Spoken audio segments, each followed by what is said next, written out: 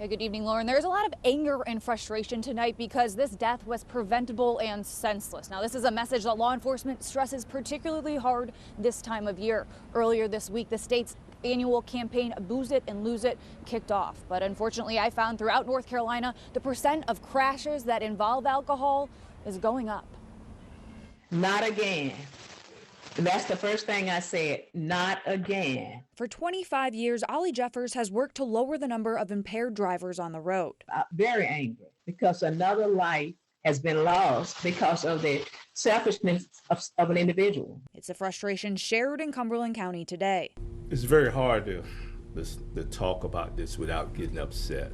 I look at it as a senseless tragedy that could have been prevented. Well, we have folks out here drinking and driving. And these tragedies hit even harder when officers become the victim. It's double because, they're out there doing their job to try to keep all of us safe and to protect all of us. And unfortunately, Deputy Bolanos Anavisca's death isn't a first.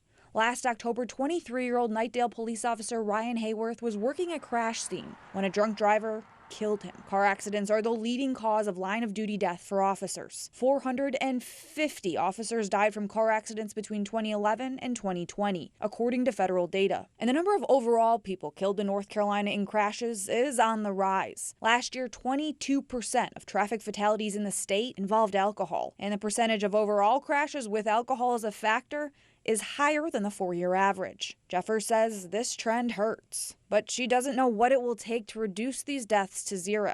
100%. Now, how many things in life are 100% preventable?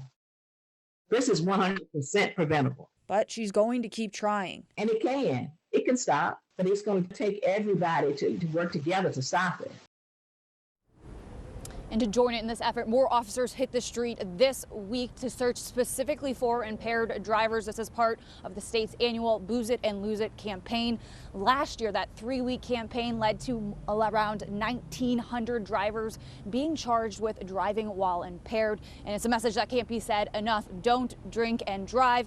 Don't be under the influence of any kind, and make sure you have a safe ride home. Live in Raleigh, Samantha Coomer, ABC 11 Eyewitness News.